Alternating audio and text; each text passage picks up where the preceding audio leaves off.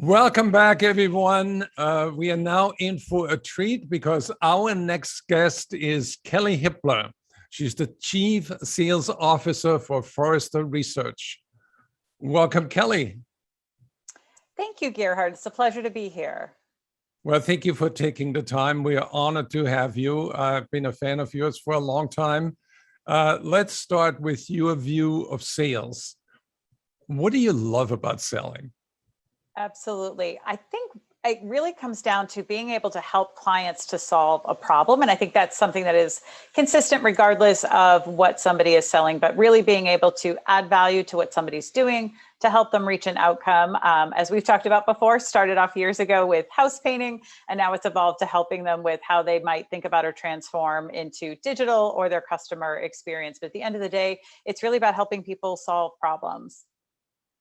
What was your first really big sale? My my first really big sale. I mean, so at Forrester, we've had a number of clients that have engaged with us in an enterprise perspective, and I think that was sort of really exciting when you have a client that not only sees the value for themselves, but the work that we can bring to helping them align across an organization. That is really memorable when you get a client to make that level of investment and show that level of trust in the work that you're doing. So yes, early on, having some success with a large enterprise deal was one of the fun first ones. Yeah, and I can see it on your face. There's a lot of satisfaction related to that when it's like hitting a home run, right? Absolutely, absolutely. So everybody talks about digital transformation. What is the best way to think about that challenge? Sure. So the way we think about it is we always start with the customer, or in the selling motion, the buyer. And I do think digital has fundamentally changed how people are looking to buy. And a lot of that comes down to the fact that a lot of buyers are now looking to do a lot of transactions strictly online and through digital without even talking to a salesperson. And that's really changing how we have to up our game and the value that we need to be able to bring to each and every conversation if we're going to be a thought partner with our clients. I have one of our sales reps who has taken the ABC from Glengarry Glen Ross, always be closing, and has actually morphed it to ABE, which is always be educating, and really thinking about how we can bring more to our buyers, because there's a lot of information available online that if we're not educating and if we're not bringing value to each conversation, it really can be challenging for sellers out there. So it has fundamentally shifted, I believe, how you need to go about selling, and it all starts with the buyer. And I think there's also an ABA, always be adapting. Yes. Oh, absolutely. Yes. I think the last 18 months have been all about that, right? You think about folks going from being able to be face-to-face with clients and getting those cues and body signals and language, especially when you're selling complex deals, which typically involve multiple stakeholders, to having to have these conversations in this forum, I think has been a challenge for a lot of our sellers as well, and have had to pivot to being able to make those relationships through virtual has definitely forced folks to be agile. Have you been traveling during COVID? I have not. It's yes, no, we've been staying put, and we continue to monitor the health situation, and fortunate to be in a B2B setting where we've been able to work from home and engage with our clients that way. And a lot of our clients still aren't back in their offices. So it's, the luggage is getting a little bit of dust. So look forward to hopefully in 2022 getting back out there. I also attended the Forrester conference that was virtual, and your CEO did a phenomenal job interviewing Trevor Noah. It was so riveting. It's, and it is the interesting thing about the digital is there are some parts that you miss, sort of, being able to do the handshakes or, see folks face to face, but there are other parts of it that are a lot more intimate in that you're physically closer to folks. You have the chat function going. So I think that, with any change, there are some positives and some negatives, and we continue through our events to look for ways to drive additional engagement with our clients as we go forward. And there's a level of intimacy there that you don't get when you're with 4,000 people in a convention center. So it is an interesting phenomenon. So part of the challenge of sales organization is data. How did you create a data-driven sales organization at Forrester? So it is definitely a work in process. And what I would say is we started with some of the macro level analysis that our frameworks from serious decisions help to guide us to. So a couple of things that we've put in place in the last 2 years.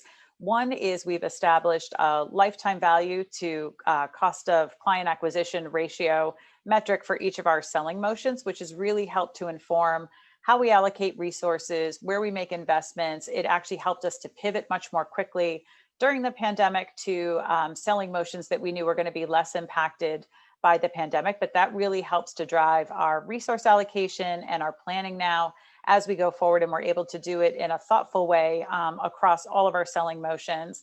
Another thing we've also done, leveraging one of our frameworks, is built a bottoms-up capacity model. So as everybody knows, and if anybody out there who's in a sales role gets asked to produce a lower number than what they produced in any given year, obviously our job is to continually grow our organizations, but being able to build out a capacity model for, to get to this number, we need X number of reps on staff by, Y date, has really been a game changer for us in terms of being able to communicate with our CFO and others what our resource needs are to be able to drive that growth. So it just really helps when you can have great data to drive those conversations. Part of our goal and roadmap for 2022 is to help use some of those insights to get to some more predictive forecasting to actually help our sellers and start to understand in a particular selling situation, what is the best next step that one of our sellers can take based on how similar clients and prospects have responded. So look forward to seeing more of that cascading down to helping our reps to be more successful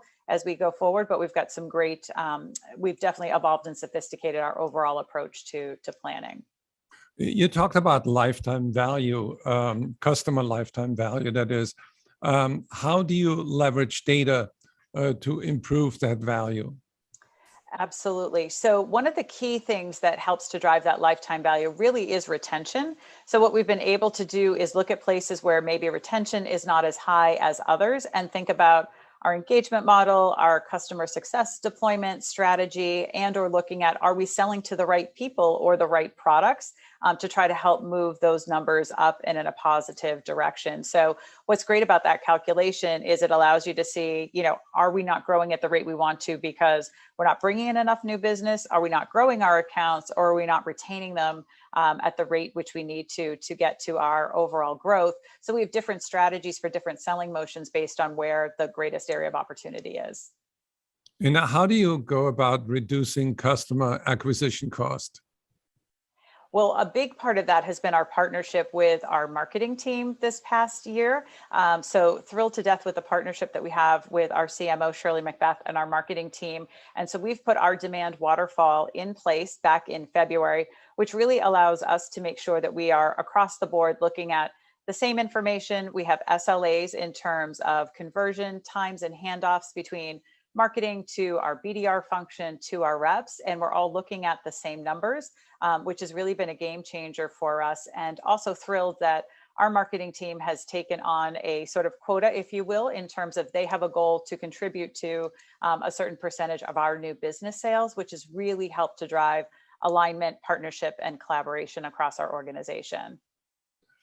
So you always want to improve the sales organization, and said earlier something about analyzing the metrics for the selling motion. Did you study every motion that salespeople go through to make a sale? Well, so I'm sorry, when we talk about motion, those are our sales regions. So okay.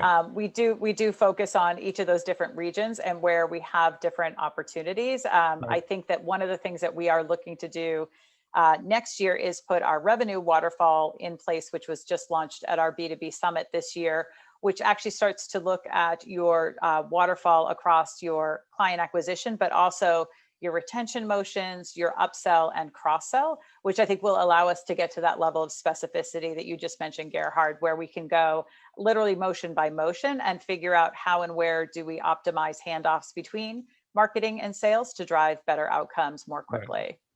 How many salespeople do you have? So we have roughly 400 quota carriers across the globe. And does sales enablement and sales operation report to you as well? Yes, they do.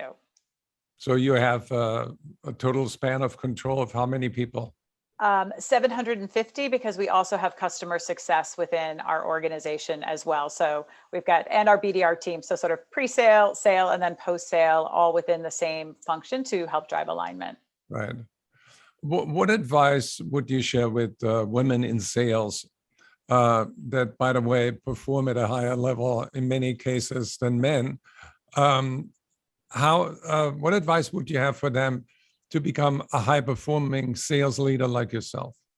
Oh, great. Well, thank you for that compliment. I think I would say, I think sales gets a bad rap still, even in this day and age when sellers have to be really consultative. They have to be bringing value to their clients. And I think there's still a little bit of a stigma with being in sales. So I would definitely encourage folks who are curious, who want to help others to be successful, to give it a try. And I know it's perceived as being risky, but what I would say is for folks that are committed to driving value for their clients, they are curious, it can be a great and rewarding career path.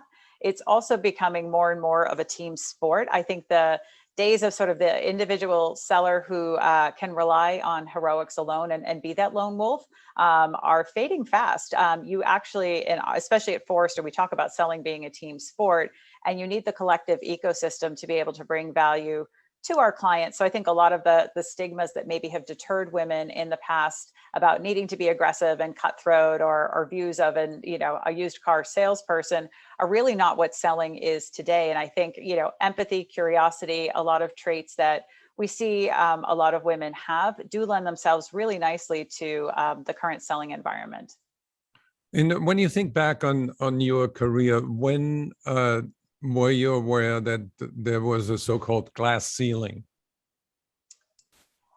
It's an interesting question. I've never necessarily thought about it that way. And it's probably because I'm very fortunate in that in the 22 years that I've been at Forrester, every couple of years, I have had an opportunity to take on more responsibility or do something different. What I would say is probably in the last 2 years, the last year and a half, Forrester has stood up a diversity and inclusion council that I've become more aware of, I think, other people's experiences and the opportunity to try to uplift other women who maybe have experienced some of those challenges elsewhere. So it might sound strange, but it's probably more of a recent phenomenon, because it hasn't been an issue in the space that I've been in, but definitely see an opportunity to try to make sure that companies across the board are more inclusive, and folks, whether it be from different genders, races, ethnicities, have equal opportunity is, I think, something collectively we can all help with as we move forward. So what changes have you made to be more inclusive? Where does diversity begin? Is it with hiring? That is a great question. And I will say, when I volunteered to be an exec sponsor for our D&I Council, it only took me about one meeting to realize how little I knew about the subject. So it has been a great education process. And I think the first thing that I learned was that you really need to focus on inclusivity first, because while it is great and absolutely we are putting efforts into bringing in a more diverse pool of candidates, if you don't have an inclusive environment where people feel comfortable and can be their authentic selves, those folks won't be successful, and you'll wind up back at where you started. So we've been putting a lot of focus on building out a roadmap for how we can become more inclusive. In addition to that, we are working on our hiring strategies and thinking about ways to bring in a wider pool of candidates. I would say, as a research organization, in order to have diversity of thought, we do need diverse perspectives within our organization. So it is definitely a priority for us.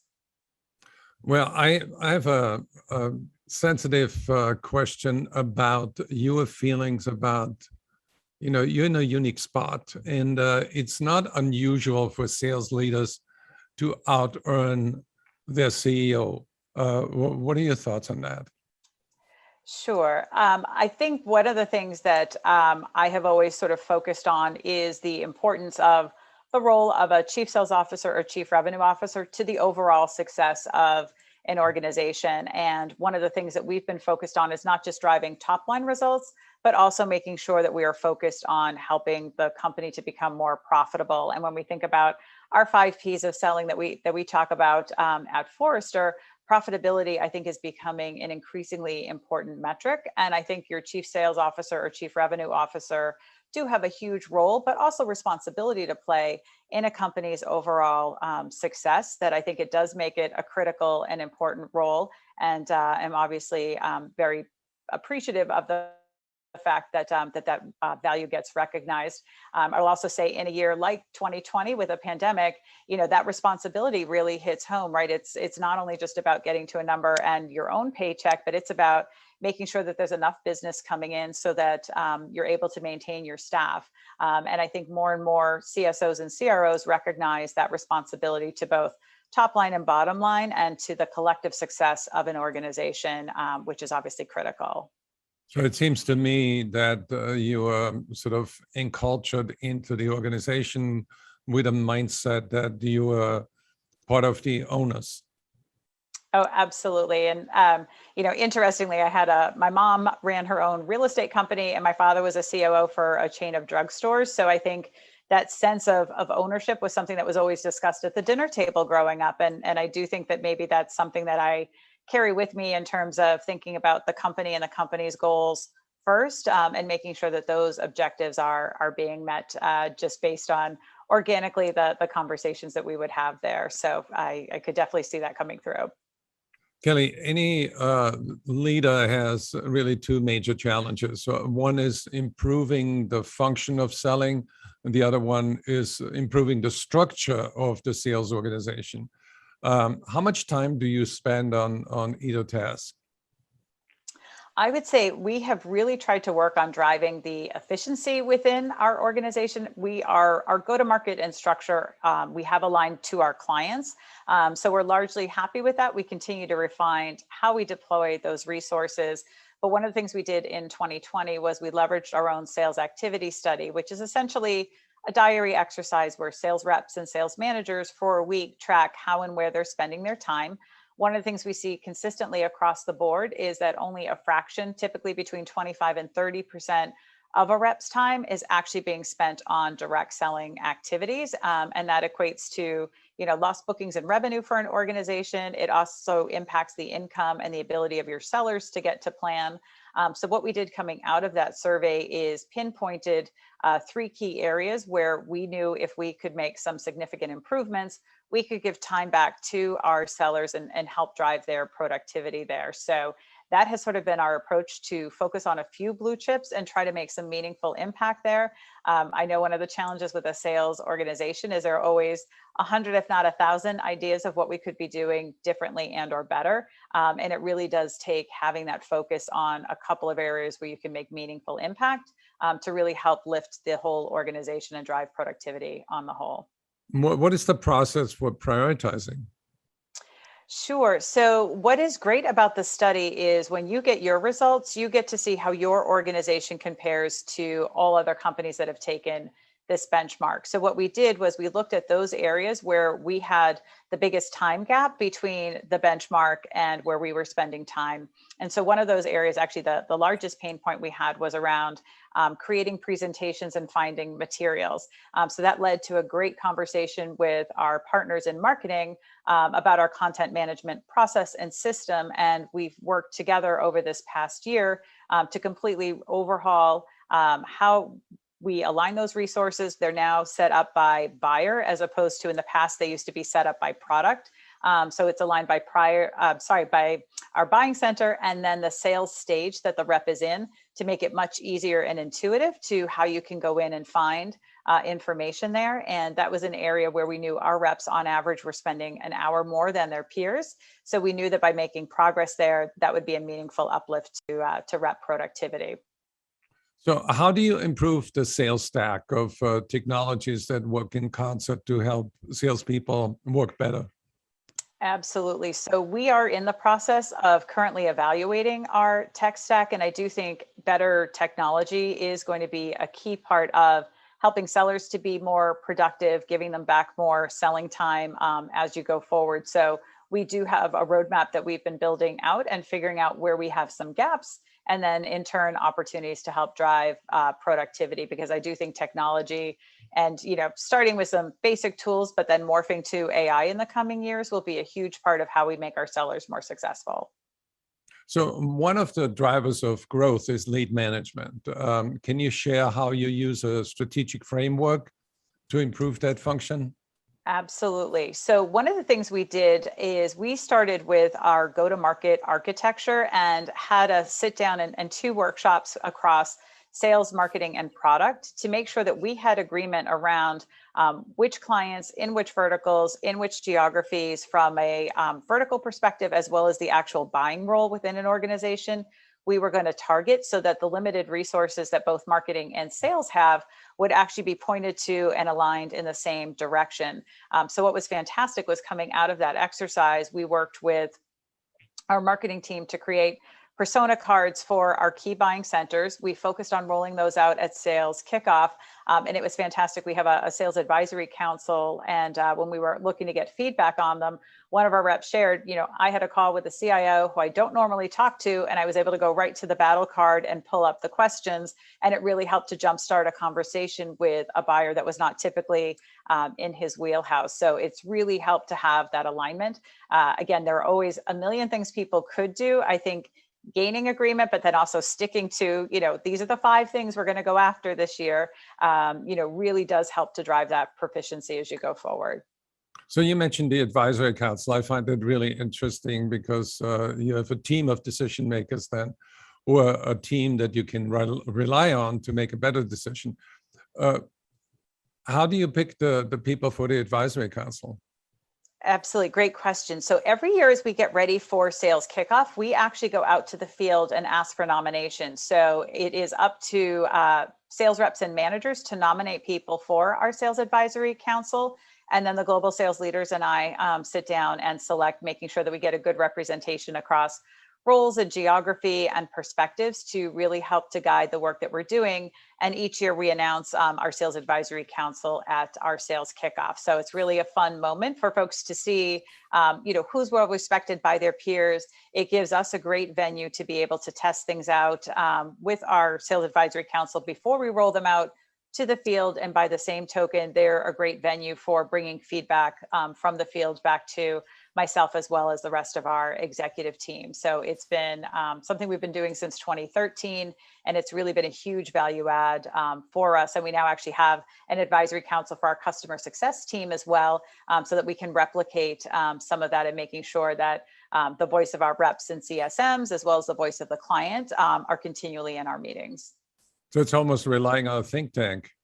Yes. Oh, absolutely. Absolutely. And you use that also for picking new items for the tech stack? Yes, we do. Absolutely. Anything we're thinking of doing, it really is a place where we can go and we can preview. And I will say there have been times where we were ready to roll something out. I think a year or two ago, we were trying to update our account plans, and we put it in front of this team, and it was a thud.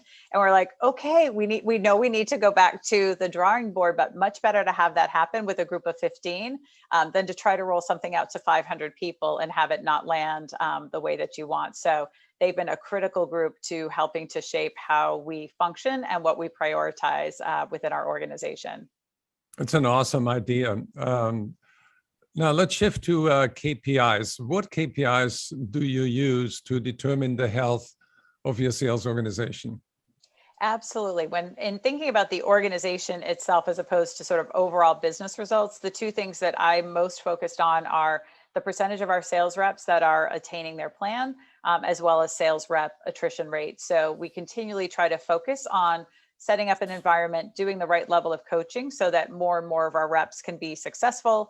We know anytime that there's unwanted churn, it creates disruption for our clients. Obviously, there's a gap between the time that somebody leaves and you have somebody new on staff. So those are the things that we're really focusing on, and continually working with our managers to help become better coaches as we go forward. And one of the things we're looking to roll out next year is a new coaching tool. I think sometimes organizations tend to focus on coaching those folks that are not getting to plan. Our goal is to evolve that next year so that every rep within our organization has a coaching plan, so that those folks that are meeting with success, we want to make sure we're focused on how do we get them to the next level of development based on whatever they're aspiring to. How do you leverage AI in your sales organization? I would say, so we are continuing to figure out how and where that plays. And I think our next step is going to be around doing more pipeline analysis moving forward. So one of our goals is to get to some more predictive forecasting this year. So that's something that is going to be on our roadmap as we go forward in 2022 to get our sellers to the next level. Who were your most significant mentors?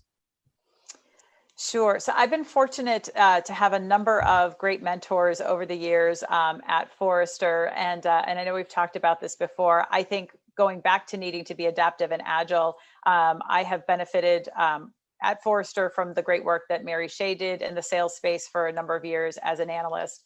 And then an up and comer in the sales space is Dr. Stephanie Boyer at Bryant College, who leads their sales practice and runs a Rainmaker competition for aspiring sales reps, and have learned a lot from the work that she and her team are doing there. So I think it's all part of continually learning and looking for new and different ways to do things, as well as evolving and becoming more digital. That's also a competition that relies heavily on AI to actually score the candidates, which helps take bias out of the process, which I find absolutely fascinating. So why do you think that is, that there are 4,600 colleges, only about 150 have courses in sales like Stephanie?